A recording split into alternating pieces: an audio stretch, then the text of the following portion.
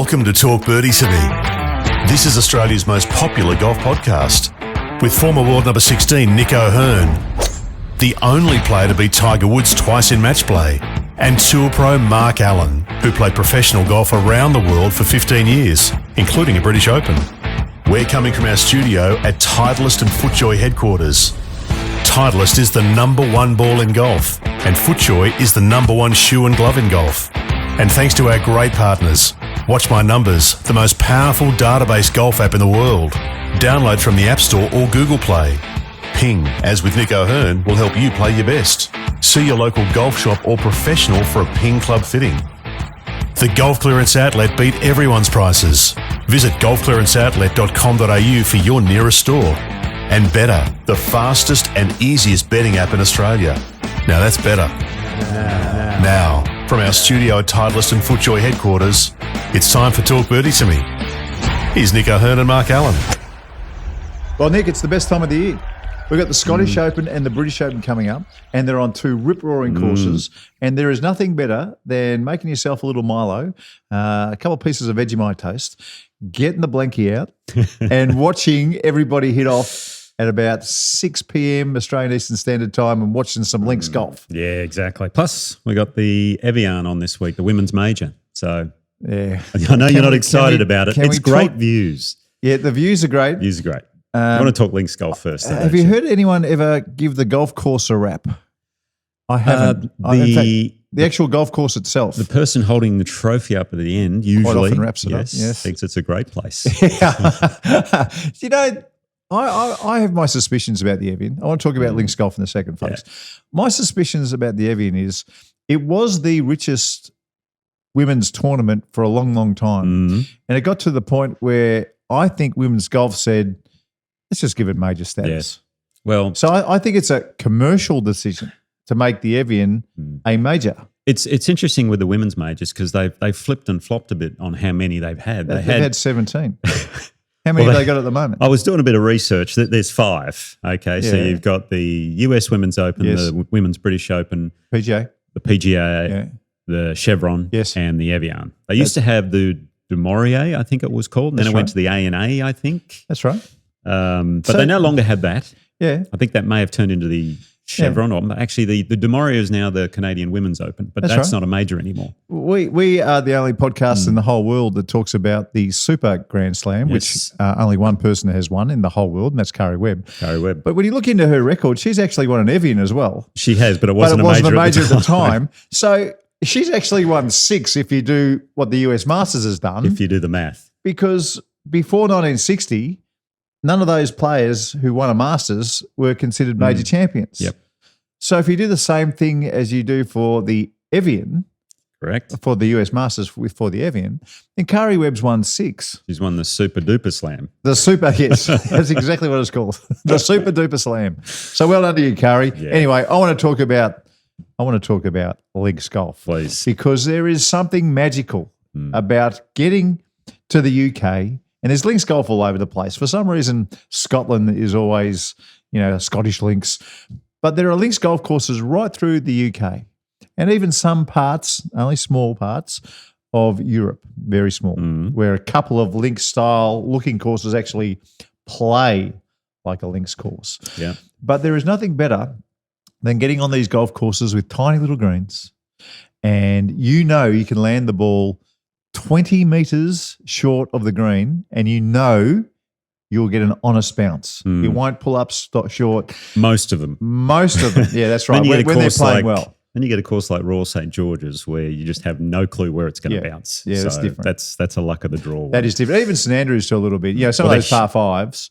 But they are the biggest greens in the world at St. Andrews. Huge. So that's different. But a lot of people, when we're playing golf courses in Australia, if you haven't ventured too much, or even America, there are spray lines everywhere. So the tees are made of one grass, and then the rough is another grass, and the fairways can be another grass. And then if you're at Royal Melbourne, hello everybody at Royal Melbourne, I love you, and I love you, Richard Forsyth. But they've got fringes that are different to the fairways, and then you've got a different grass on the greens. So, at this golf course, or when you play in the UK, there is just one grass, and it's just mown at different lengths.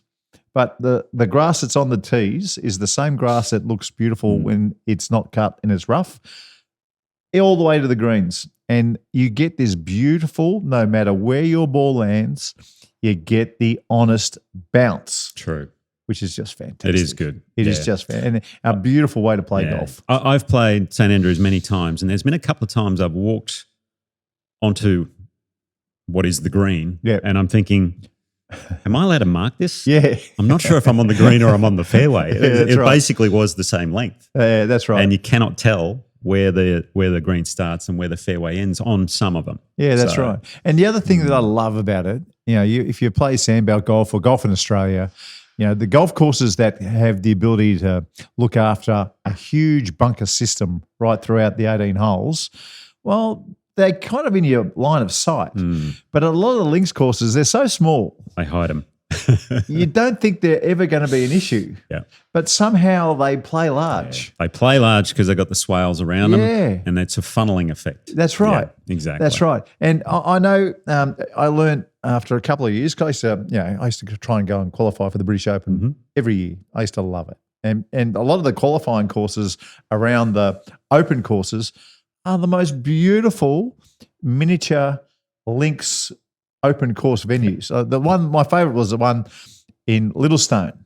Okay, where's that? No, it's down south. Okay, it's down south. In fact, when you see, how they have the open film, when Greg Norman won that year, and I was actually playing with a guy who was a focus, and unfortunately, I 3-putted 17, and then this dude holed a bomb on 18, and he pushed me out of the qualifying, and I'm in the background, and you can see I'm so dirty. I'm so filthy.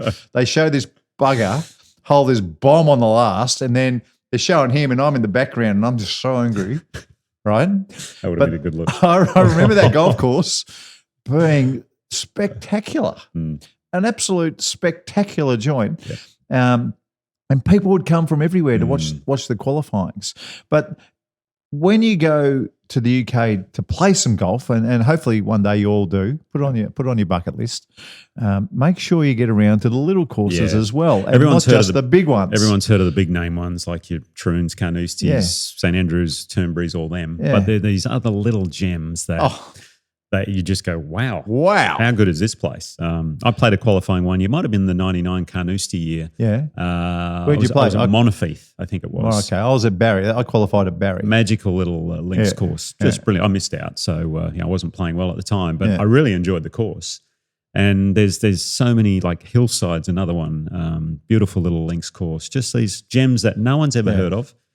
And, it's a local community feel. You carry your clubs if you want. You don't worry about a buggy. You have a pint in the pub afterwards or in the clubhouse, if there is a clubhouse. It's fantastic. And you've got to do this one thing. It took me a couple of years to work it out.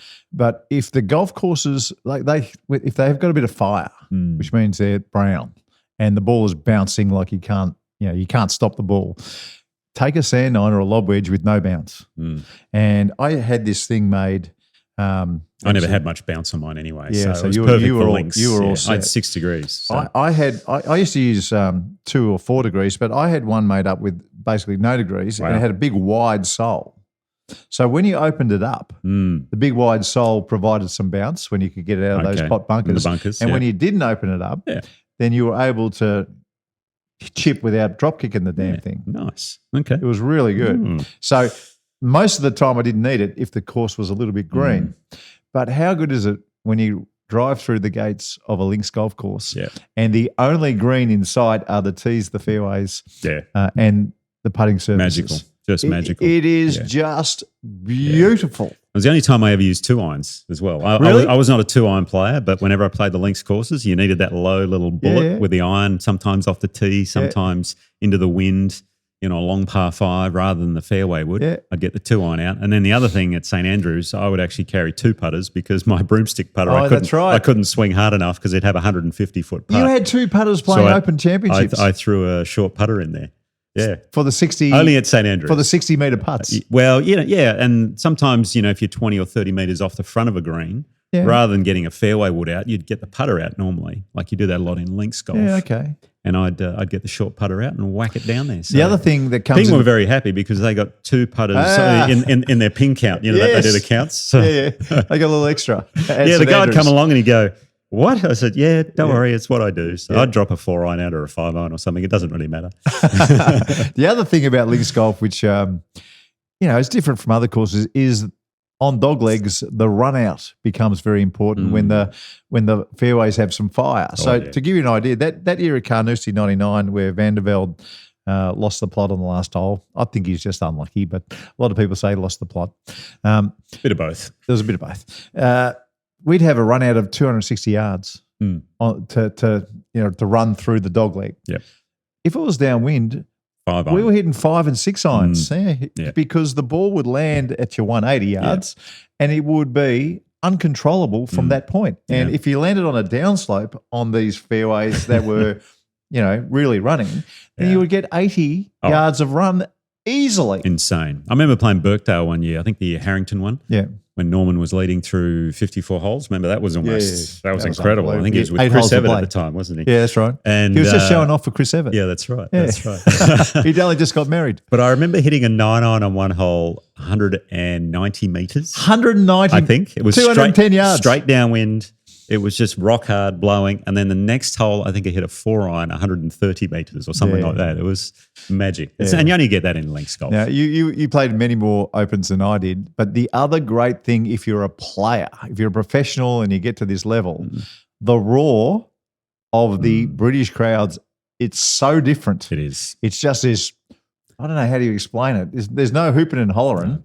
They're very knowledgeable. Oh, mate. They know it's beautiful. They know, if you hit a wedge sometimes to 20 feet, it's an amazing shot. It's a roar. Yeah, and then you might hit one, maybe a 7-iron recovery that misses the green, but it's in a good spot. They'll still give you a good clap because they know it's a good shot. Yeah. They just have a knack. Whereas, like in the US, if you get backspin on the ball, they'll go nuts. It might be 30 feet short of the flag, but hey, it's fun, fantastic. No spin, no clap. Yeah, that's right. Anyway, did you weren't around for Royal Port Rush, were you?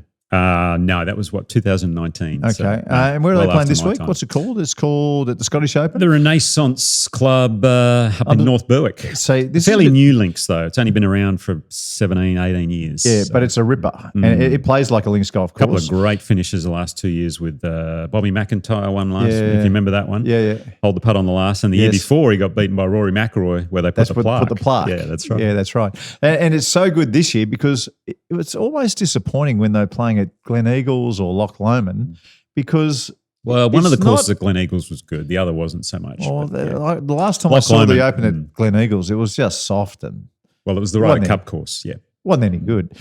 No. Did you? But they tell me you would have played Loch Lomond. Yes, many times. Weiskopf? Tom Weiskopf. Weirdly, I liked it for some reason because I played well there. Yeah. I know I qualified for 1 or 2 opens there because what they used to do was top 10, who finish maybe top 2 or 3 who are not already exempt get in the field, things like that. Or they had mini order of merits going. And I remember one year I had a zone round in the final day where I had a zone round? I had a zone round. In round 4? In round 4 when it counted. And I want to hear about I this. was throwing darts. So what was it like? When you're like 3-iron? You could hit 4, you just grab the 5-iron out? Ask me any shot, I get hit at that day. Wilbur's, what was Wilbur doing? Probably stopped giving me yardages. He put a blindfold on me at one point and said, "Here you go, have a hit." So that's very important because I've played with a few players who have shot some really low scores, and the art of caddying is very much in play when that day comes. So what was Wilbur? What was so good about Wilbur on these days? He was quiet on those days because he just knew it's like, and I'm not a horse racing expert, but when the thoroughbreds in peak form, you let them go. Yeah.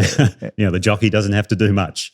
And then there are other days where we're struggling. The jockey's got to get in there and really ride his horse pretty hard. So Wilbur knew the balance of that. When I was playing well, he would just sort of ease back, let me do my thing. And then every now and then, if he saw I was struggling, he'd be in there and he'd have more of a chat and we'd discuss things a bit more and so on. And on the zone days, between shots, we'd just be similar to what we normally do, talking about anything but golf. But there was just a calmness and ease to it. There was no forced. Yeah.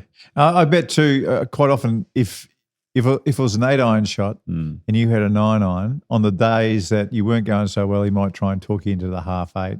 But I bet on the zone days, if you said, no, it's a 9-iron, he would just give you a 9-iron and pissed off. Well, a lot of the times with Will, when I was playing well, I'd get to my ball. And one thing I used to do, and I highly recommend this to everyone that plays the game, is get to your ball, look at the lie, look at the shot, think, what club shot do I want to hit? Then get a yardage, not get a yardage, right, straight away.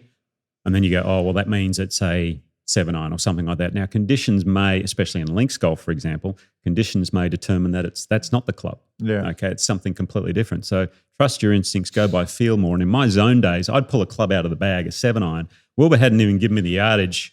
And every now and then, he wouldn't even bother giving me the yardage. I'd just go, I'm good. Yeah. Because I'm so locked in. I knew exactly what I wanted to do.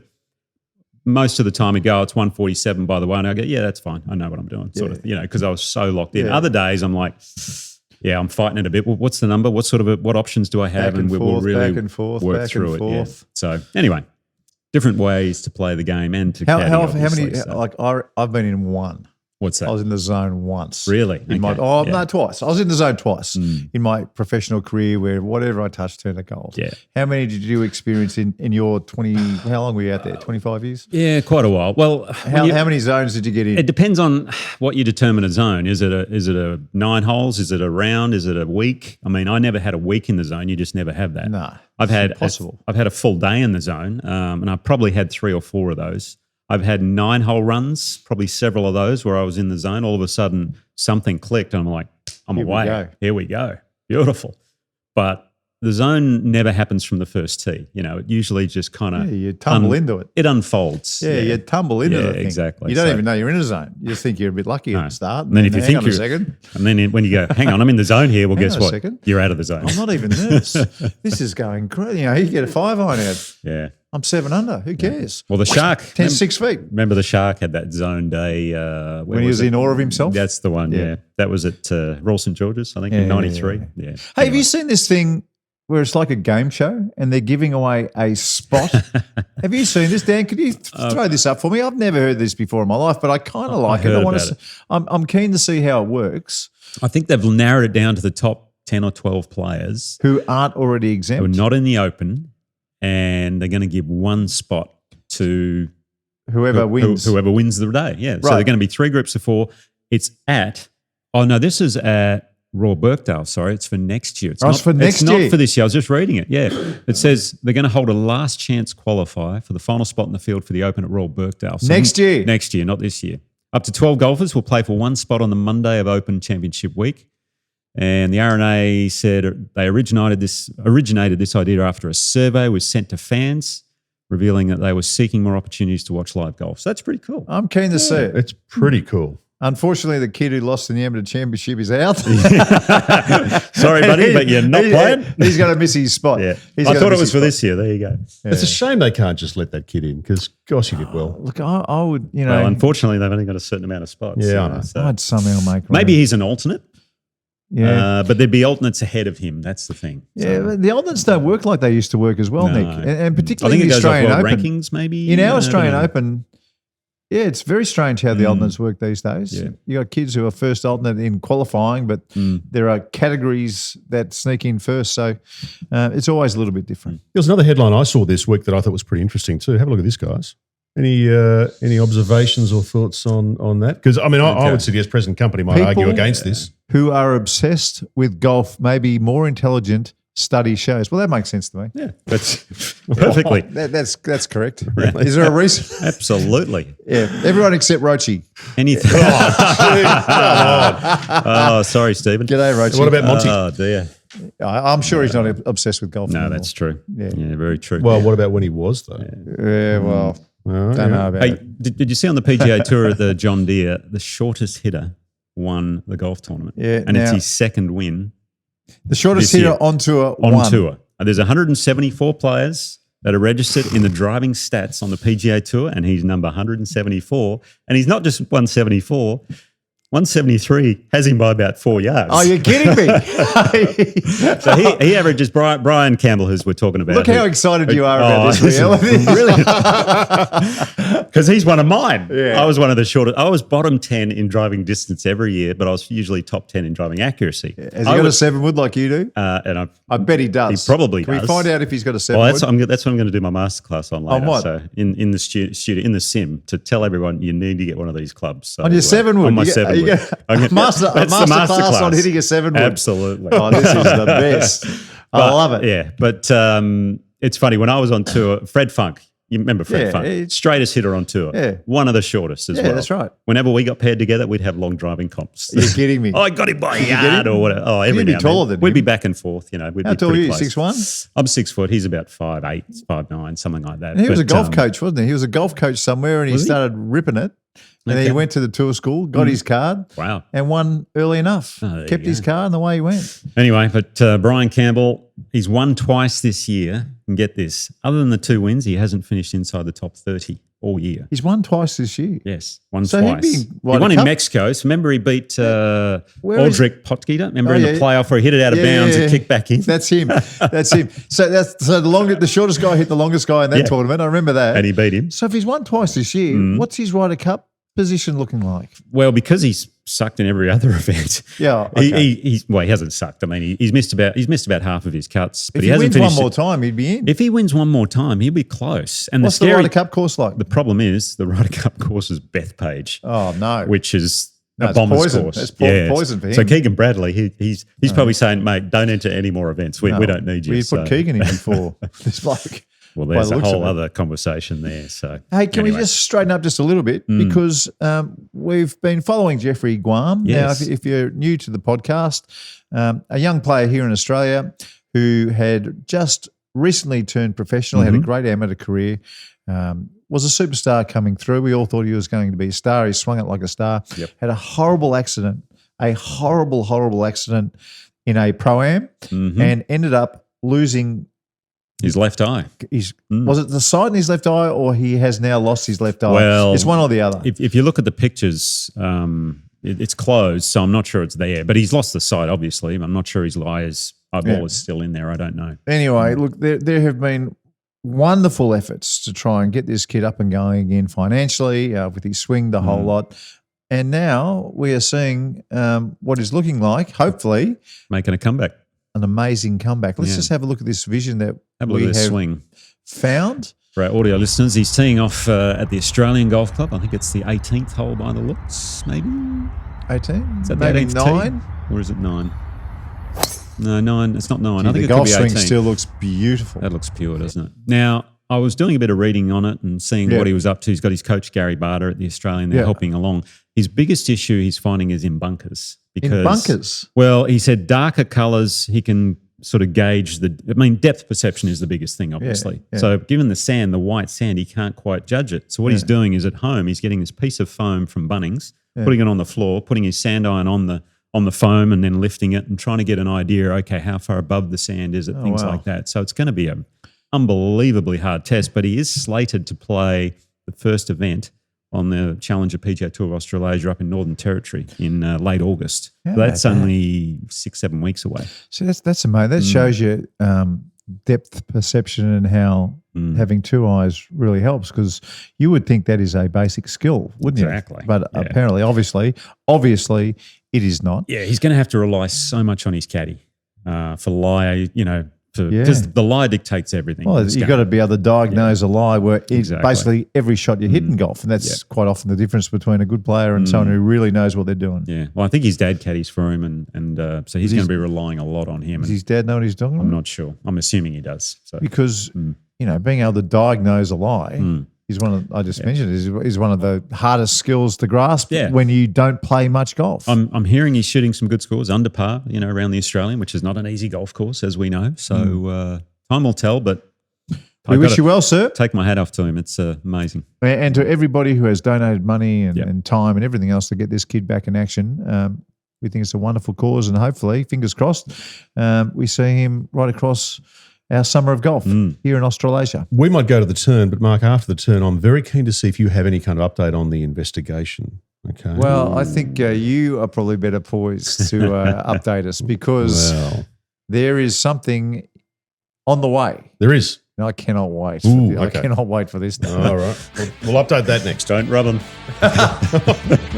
Thought you were going to then for a second. Plus. You're like, Goals plus.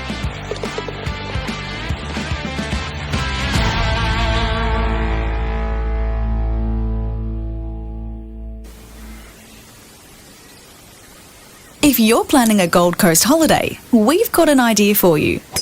Just 23 minutes from Surfers Paradise, you'll find one of Australia's most stunning golf experiences. Links Golf and Wellbeing at Hope Island is a premium 18-hole course designed to challenge and entertain whatever your skill level. We can't guarantee that you'll hit the ball like Scotty Scheffler, but with lush fairways, pristine greens and a link-style layout, you'll have a great time trying.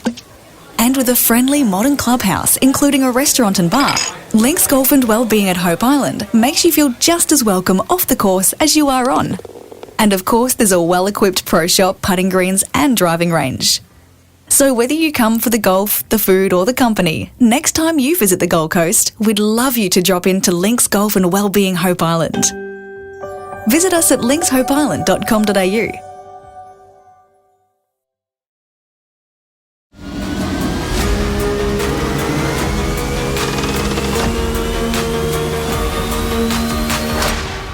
Oh my word. Titleist GT, a new class of drivers.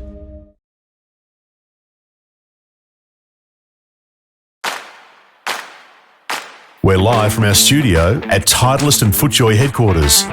We all know the number one ball in golf is Titleist and the number one shoe and glove in golf is FootJoy.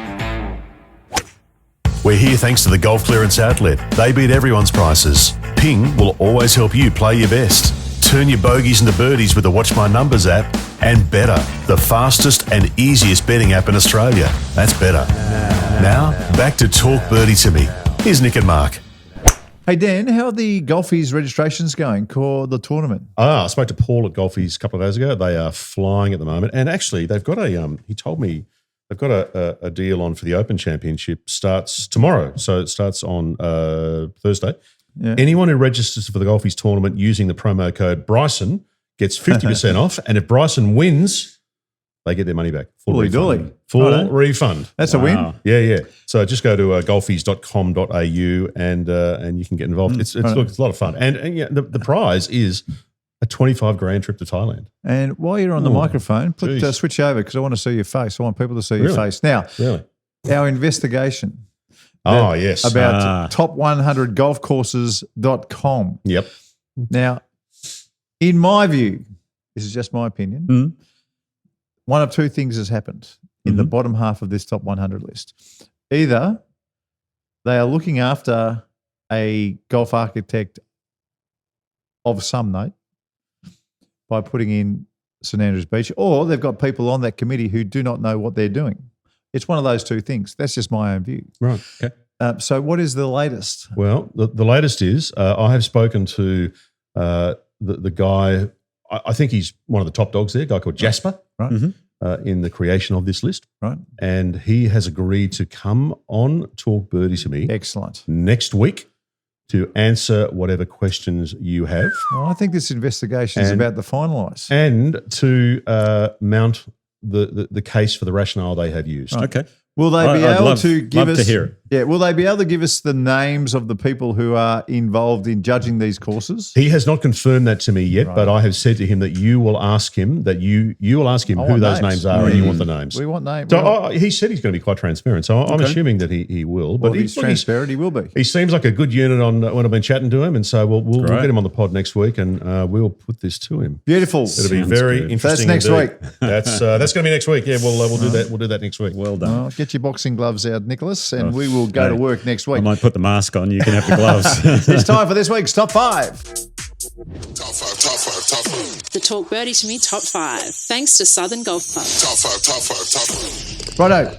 This week, and this is in honour of you, Jeffrey Guam, we're talking about some of the biggest injuries to make comebacks and do well. I like that. Okay. All right. Because we're expecting Jeffrey Guam to do well. If you saw that swing, my God, that swing, he's still swinging it like a superstar. Indeed. At number 5, Jose Maria Olazabal had won one Masters, then got some form of foot injury, which is really difficult to get Something over. to do with his big toe, I believe. Navicular? Does that ring a bell? Maybe. And then came back, fixed it up and came back and won another US Masters. So that is of note. He's at number 5. Nancy Lopez blew out her knee in 1984. Okay. Came back and won the Women's PGA Championship in 1985. Wow. That's enormous. Yeah, that's straight after. Freddie Couples, back Which time? injuries. Back injuries his entire life. Yeah.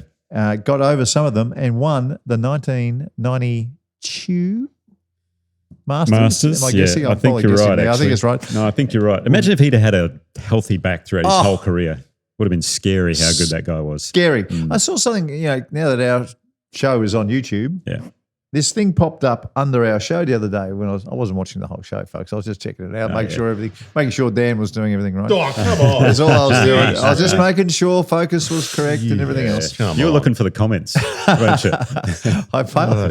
There's some chauvinistic comments last week too. But keep the comments coming. Keep them coming. I saw this thing. It was Adam Scott talking to Fred Couples on the driving range. It was fabulous. Was it? Yeah, it was really, really good. It's about 1.8 million people have watched it. Gosh. But check it out. Fred Couples and Adam Scott just talking to each other, hitting balls on the driving range. It was great. I bet there's no one rubbing nipples in that interview. There was no nipple rubbing. At number 2, Tiger Woods. Which injury we want to talk about? The ankle, the back, the knee. Yeah. It's got to be the one where he was injured and still won a major. Torrey Pines. He won a US Open with a broken leg. Yeah. Incredible. Then had 6 weeks. A couple of players may have called him out on it, saying, I think he might be faking it. Well, when he was not faking it, but it's when he was holing putts, he did seem to do his tiger dance and fist pump. Well, and the adrenaline, It didn't seem to be much pain when that was happening. Nicholas. When he hit a bad shot, mate, using his driver as a walking stick, like he'd been shot. And at number 1, Ben Hogan, famously car accident, knew he was about to hit a truck, leant over his wife. Valerie. Thank you. Saved Valerie. Was in hospital for a long, long time. I think that actually saved himself as well because he leant over his steering wheel or whatever, which went down on him and crushed his legs because he basically destroyed his legs. No airbags in those days. Yeah, I think he would have been wiped out if he hadn't have tried to save his wife. So it's a good thing. So, and famously came back and I think he had, was it the 1953 year where he won 3, or he certainly came back and won more majors. I think there's a Ben Hogan Award now, isn't there, about coming back after injury. So he's my number 1. I like it. Great top 5, that one. If you've got other injuries of note that we've missed, get in touch with our socials. Or if you've got a suggestion for a top 5. Yeah, we like that. Yeah. That would be great. That would be great too. Okay, time for the Pink Globals. Here we go. Thrown on your most? No, still. No, it's crap. Okay. It's rubbish. Where's Timmy Trumpet? I still think we can do it. I think we should risk it. No, I think we should. We're not. You pay the fines and we'll do it. We're not going to risk it. We've got enough in petty cash. We're not going to risk it. Okay. Not going to risk it. Anyway, here we go. This week, PGA Tour, they're at the John Deere Classic where they have those fabulous tee markers. They got the John Deere trucks and the tractors on the sides of the tee where the shortest hitter in the field, Ping Zone, Brian Campbell, second win of the year, won on the first playoff hole against Emiliano Grillo. Grillo was a bit unlucky on the final hole in 70-second regulation play. Hit a beautiful drive, divot. Oh, you kidding me? Yeah, he's in a divot and didn't hit a great shot in, but he still hit a good putt, almost went in. David Lipsky was tied for the lead playing the last, but managed to hit a duck hook and ended up making a bogey, so that was a tough one for him. Other podcasts are probably having the discussion about getting relief from divots. Sorry. But we all know at this podcast that if you are one of those people, you're just a snowflake and we don't look after you. Learn how to hit a ball out of a divot, folks. Anyway, but it was Brian Campbell's second win on tour this season. Congrats. Unfortunately for the Aussies, we had Jason Day, Carl Billups, Harrison Endicott, and they all missed the cut. So not a great week for them. Disappointing. Yes. On the DP World Tour, we had the BMW signature event, the BMW International in Munich, where the courtesy cars take you down that Autobahn like you would not believe how fast they go. But I would love to go. I know. Another Ping player using the G440 as well, like Brian Campbell. Dan Brown had a 2-shot win. He lost his friend last week, apparently. Some sort of an accident. We don't know how. But in the interview afterwards, he broke down and was saying how he was thinking about him in the final round. And Yeah, so commiserations go out to that. his family. He had a 2-shot win over Jordan Smith, and Kazuma Kabori shot a final round 63 to finish third. Hey! How good was that? 9 under. Nice. Elvis Smiley was also playing a BMW Ambassador. Friday, he was looking like missing the cut. 7 under his last 10 holes to make the cut by 1. Holy dooly. How good is that? They're good signs, mate. Winning tournaments and doing things like that to win, to make a cut in a tournament where you are put up on a pedestal. Correct. Because you're an ambassador. To actually do that for the people who are looking after you. That shows something, doesn't it? Wow, I know Wolfgang was very happy. Yeah, Wolfgang would have been doing cartwheels. We were texting about that one. It was good. He ended up finishing tied for 38th, but still did Doesn't well matter. to make the weekend. Well done, mate. On the Asian Tour, they had the International Series in Morocco, where Zimbabwean Scott Vincent had a 4-shot win over Thailand's Dante Bunma. Aussies did well. We had 3 of them in the top 10. We had Maverick Ancliffe tied for 3rd. Denzel Iramia, New Zealander, was also tied for 3rd along with Peter Uihlein. Remember Austin Truslow, who we spoke to the other day after the US Open, had a very good week, finishing 6th, which was great. Chipping one-handed. Birdied his final 3 holes. Struggled a bit the last day, but he birdied the last 3 to get it 6th position. Talk about good signs. That's a great sign. Plus, he was coming off missed 6 cuts in a row he'd missed. So, so did really well. John Lyris and Jack Buchanan are other Aussies that rounded out the top 10, tied for 8th. On the Ladies European Tour, we had the KPMG Women's Irish Open at Carton House, a course designed by your favourite golfer, Colin Montgomery. He did not, He did. Yep. No, he'd Is it sit on any that good? one. It's all right. I played there. It's not a all right. link style course, though. It's just another, that's right. which is good. unusual Well, for at a least he's, Scottish course. But anyway, that's good. and they're in Ireland, obviously. But look out. Yeah, what a story. Look out. World number one. Lottie Wode, the world number 1 amateur, had a 6-shot win against the pros. So that's big. That so- is and exciting. Very and exciting. good fun Very when exciting. the pros get their bums spanked She's by not gonna- somebody who's a little bit And special. She's not going to turn pro either because Why they not? have this system in the US for the LPGA. It's called LEAP. It's Right. something to do with College? Ladies Elite Amateur Program. Okay. Similar to the university program where if you accrue a certain amount of points, you get a card on the LPGA. Fantastic. That's fantastic. So- That's their pathways. Yeah. Well done. So she's only got a couple more points to get, and she's going to remain amateur. So I think she's still going to Florida State anyway over in the US. So she'll be just fine. She'll be fine. She's a gator. Yeah. So she had a 6-shot win over Madeline Sagstrom. Amelia Garvey was 3rd, the New Zealander. And I tell you, I watched her swing the other day, and I sent this you to sent you, it to Dan. me. Let's put it on. Have a look at this golf swing, folks, because this makes my top 5 best swings on the LPGA. at the moment. top Well, 5 in the best women's swings. game. The top 5. Actually, maybe in the game. We're all guilty of this. Men or Our women. top 5 women's swings Have a look now at- contains 25 players. Well, but you this know, one is good. this When you one- sent me this one, yeah.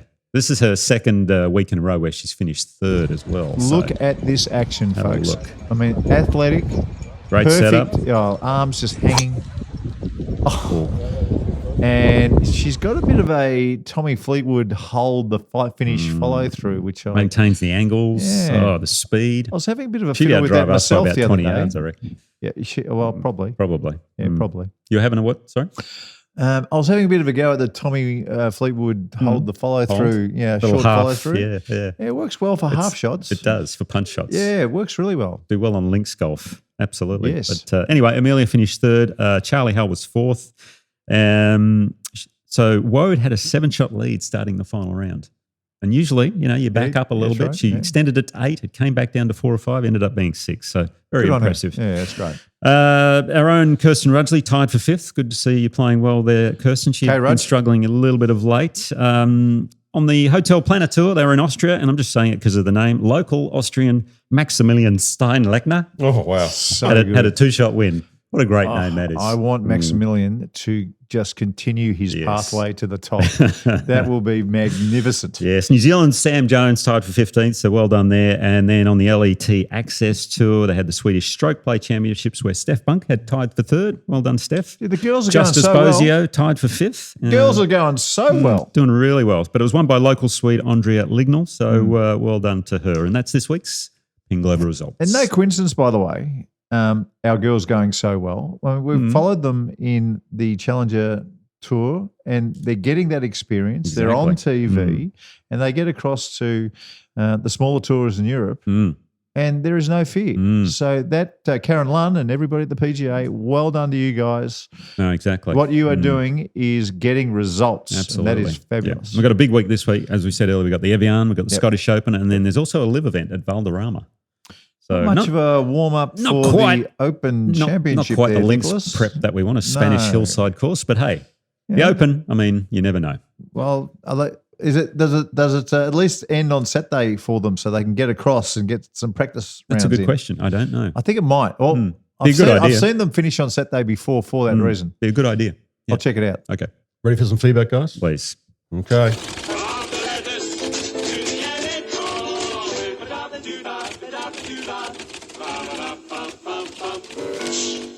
All right, lots of feedback this week on a number of issues. One of the things we got a fair bit of commentary on was the hardest first holes in golf. Oh, yeah. Which you guys talked about last week. Well, we only had a top four. We left the fifth open, right? Yeah. So Mick has said, hardest opening hole in Australia, the first hole at Pacific Golf Club in Brisbane.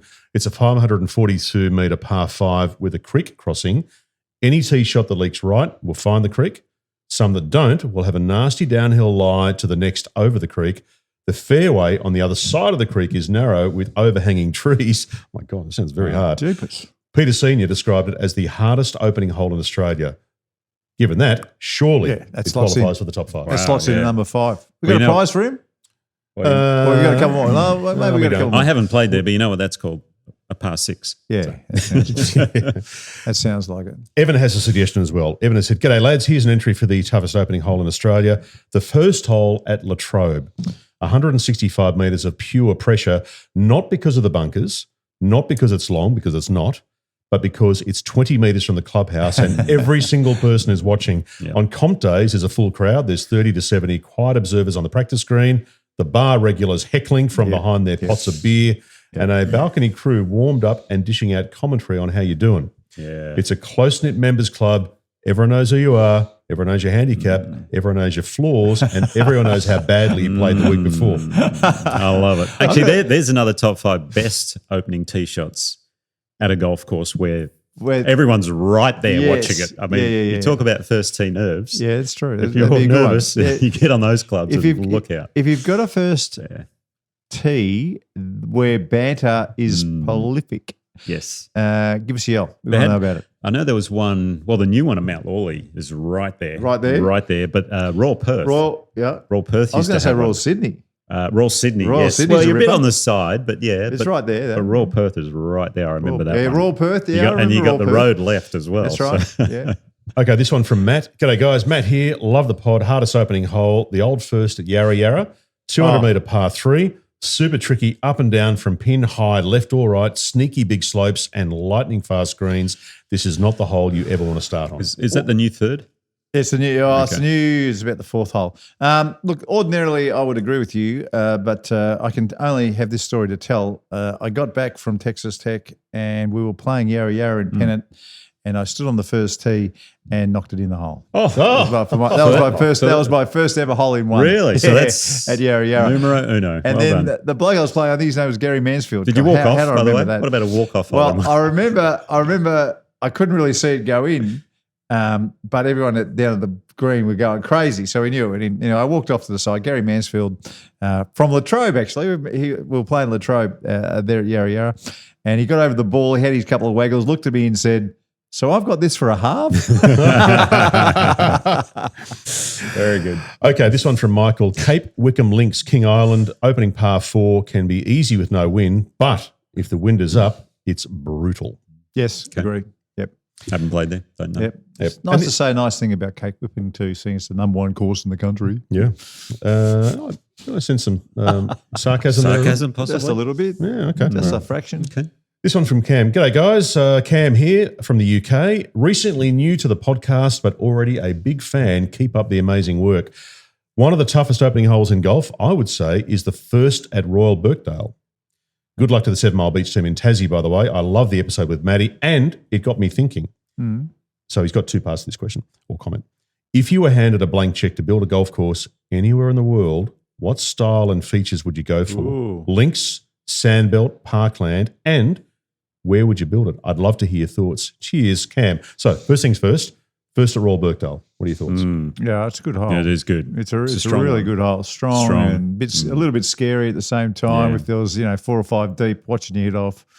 Yeah, Excellent. any first tee shot at a major is always tough. But even in a club comp, I imagine that would be a tough one. If I was going to build a course, well, I'm taken with Tara Eddy, so I think there's a couple of places I'd do it. And we spoke to Matty Goggin, and with the pine trees that frame a links course, that's in my head at the moment. So Tara Eddy's done that, and it looks like Matty Goggin's done that as well. Matty Goggin, interesting, we've already got one course down there at 7 Mile. They're going to build another course, so it's just going to be the north and the south. He was talking about more courses. They got plenty of land. I hope they don't get rid of all the pine trees that frame the golf course to build the other courses, because I think that looks so beautiful. Yeah, it does. When It it's is nice. framed with the pines. Okay. Yeah. Nick, where would you build one? And what would it be? Oh, where would I build one? It's a good question.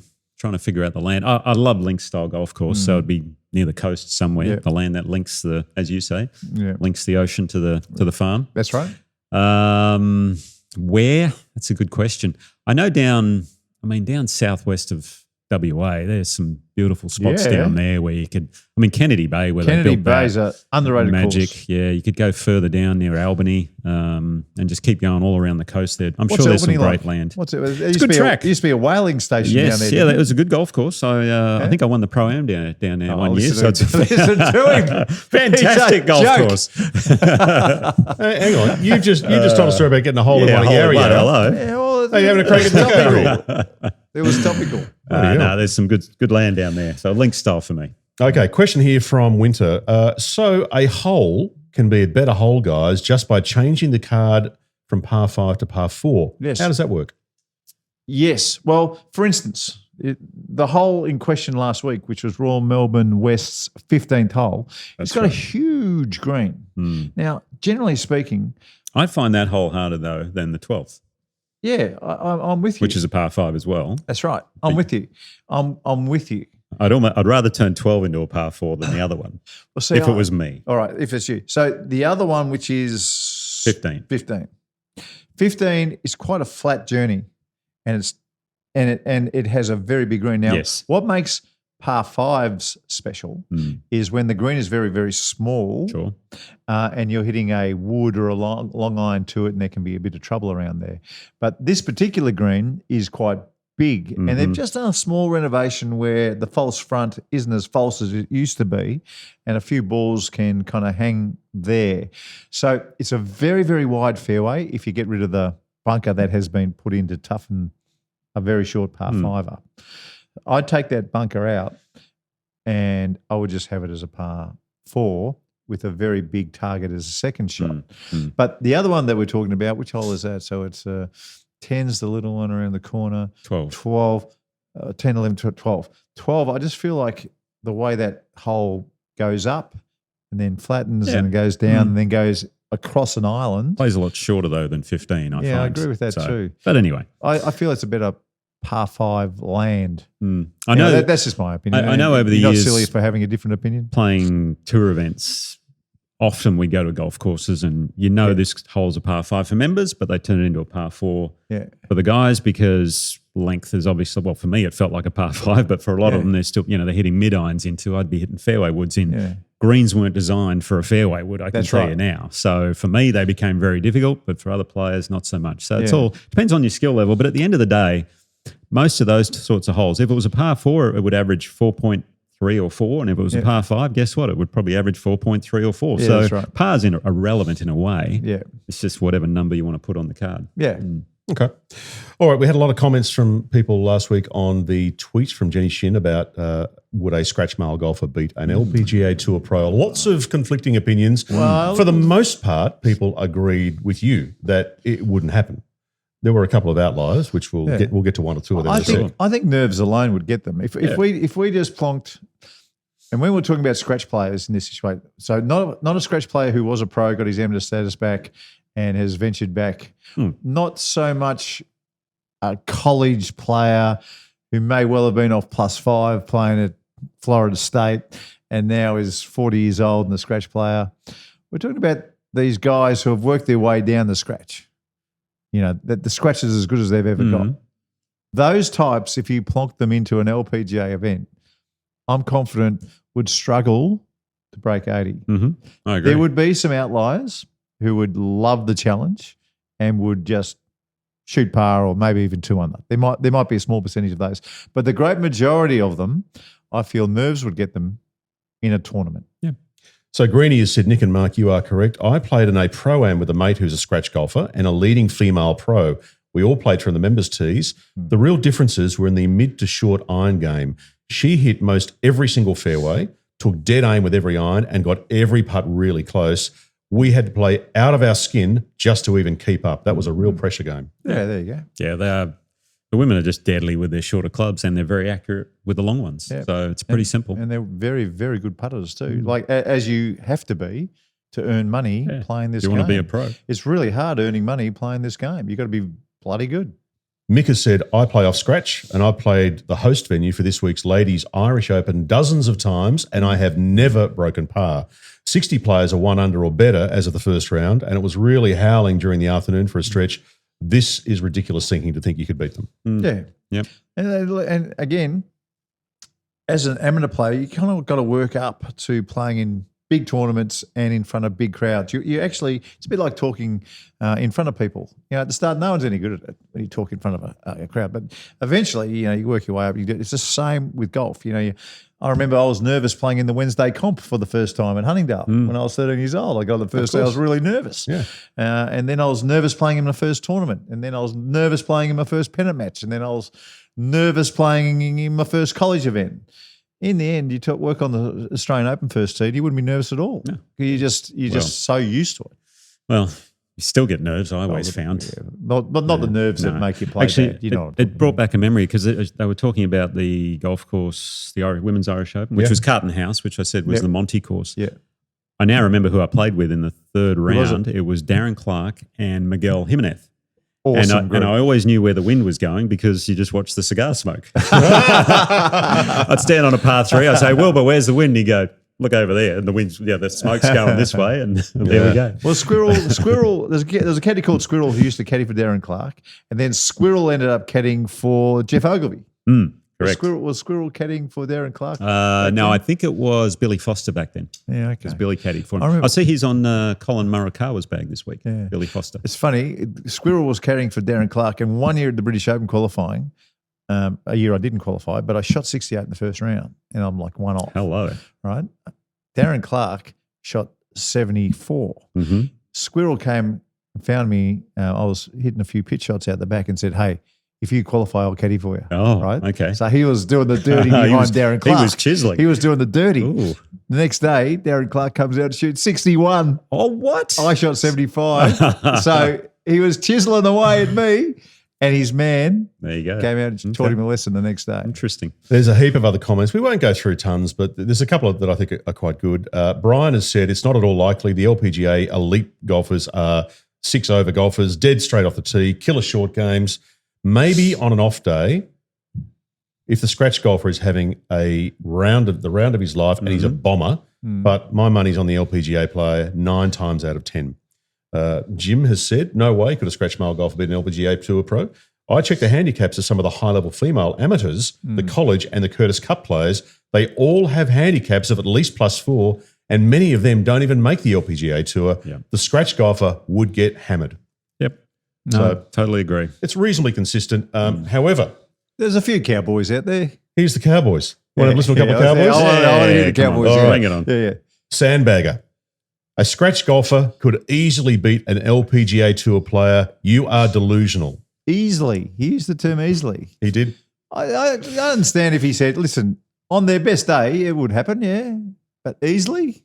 What does easily mean? By like 5 shots? What does it mean? Oh, well, he hasn't gone into detail on that. Anyone can do anything over 18 holes over 4 days. I'm sorry. Yeah. Easily. Not going to happen. No, I think he's throwing easily around pretty simply. Jeff has said, guys, this is silly.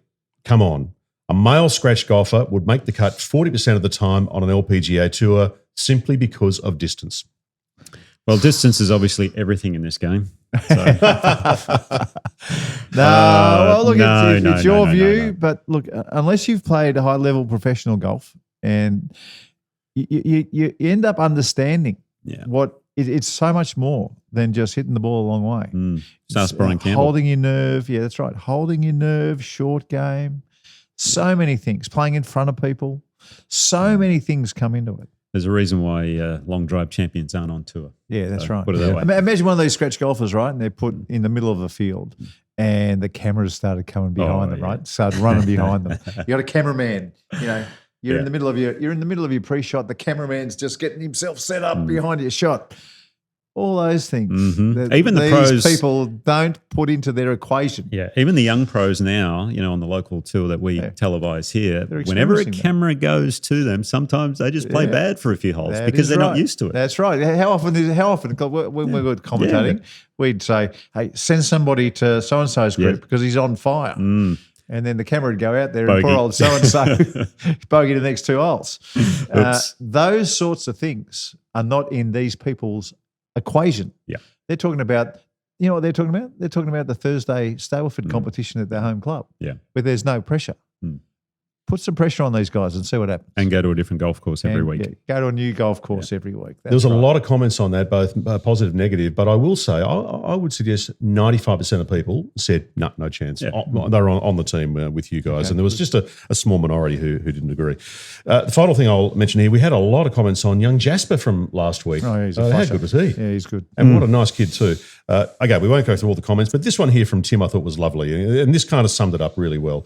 What a kid. And he's got a crazy ability to articulate what he's doing at such a young age. And that's right. How he explained, when he was doing that, I think that high draw. High fade. How he explained that was great. No, it'd be beautiful. Yeah. So Really simple. Really good. Yeah. No, it gets it. Like some kids just go to a piano and they know what they're doing straight away. You get kids like that in golf, and maybe he's one of them. Yeah. Now, before we do the masterclass, Nick, I hope you don't mind, but when you were doing the Ping Globals, I was looking at your notes here, and I saw that little report you've got on sign-ups to your new website. Oh, yeah. Thank you. That is flying. Yeah, it's going well. Thank you. Play your best golf. Everyone out there who wants to improve how to play, not how to swing, by the way, but how to play. That's the key. How to write the lowest score down on your scorecard each week. So going well. I'm adding a couple of videos each month. Actually, the last two I just added were in honor. One was in honor of Minjee Lee, the long putter. Yeah. How to use the long putter, because a lot of people don't know how to. And another one was playing. Do you play away from or do you play towards trouble?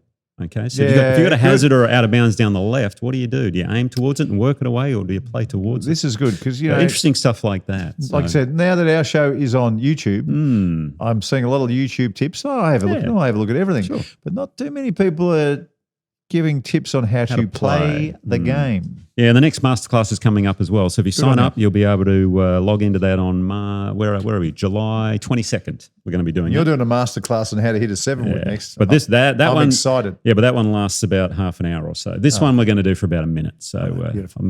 I'll show you how to hit a 7-wood. I want to know. Nick, where do people go to sign up? Just go to my website, nickohern.com. nickohern.com. Go put your spikes on. Go put your foot jaws on. All right, on. will do. And let's go get that 7-wood. I will. Right.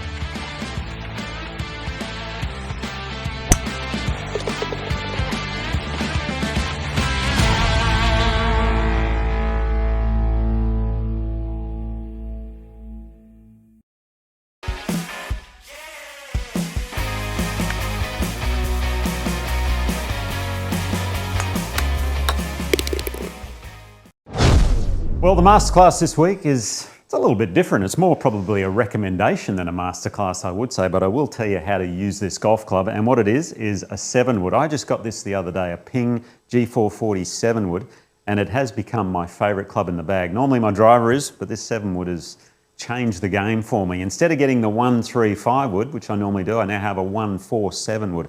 And this 7-wood is incredible. It hits a nice high ball into the greens. The 190 metre shot for me is about how far I carry it. Every now and then, if I want to get a bit more out of it, it's a 200 metre shot, but I can hit it up, I can hit it down, and it's so much easier to use than a 3 or a 4 iron. It's got about 21 degrees loft here.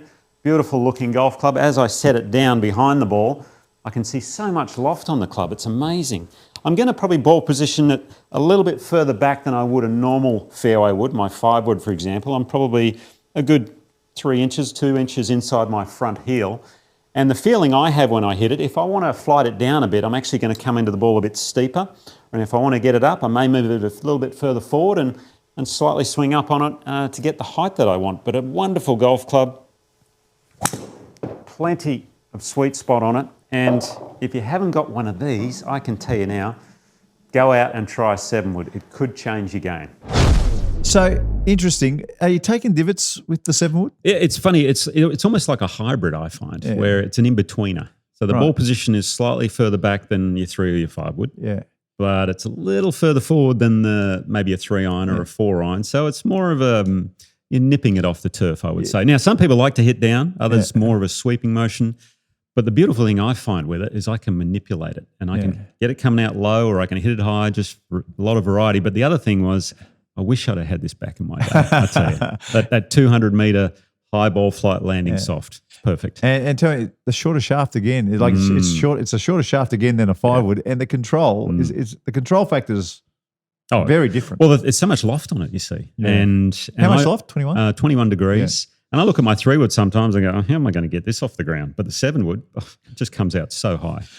Great work, Nicholas. And look out for next week's British Open. Cannot wait. This week's Scottish Open, an absolute ripper. It's a treat.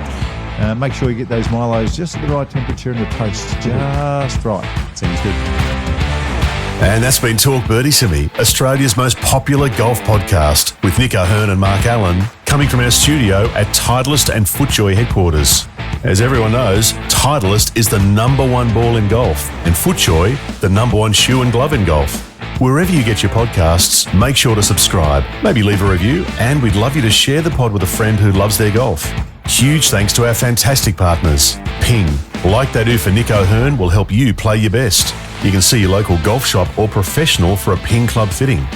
The Golf Clearance Outlet always beat everyone's prices. Visit golfclearanceoutlet.com.au for your nearest store. Watch My Numbers is the most powerful data-based golf app in the world. You can download from the App Store or Google Play.